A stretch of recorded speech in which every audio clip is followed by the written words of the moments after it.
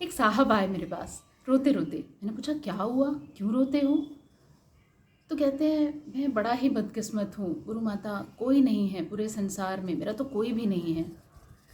अब मुझे हंसी आ गई, मैं हंसने लगी और मैंने हंसते हुए कहा वाह, तब तो बड़े किस्मत वाले हो। अब वो नाराज़ हो गए।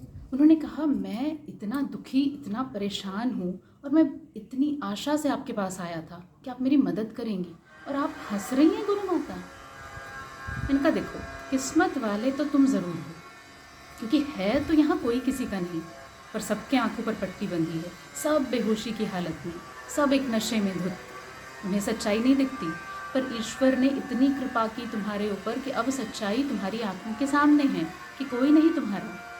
अब तुम जानते हो कि ये पति पत्नी भाई बहन ये सब नाते रिश्ते, इसकी सच्चाई कहीं कुछ भी नहीं है। तो बोले वो सब तो ठीक है, लेकिन अब आप कुछ करो, आप मेरी मदद करो, कोई नहीं है मेरा तो मैं कैसे क्या करूं। मैंने कहा नहीं, मैं तो कोई मदद नहीं कर सकती, और मैं तो क्या विधाता भी कोई मदद नहीं कर सकते।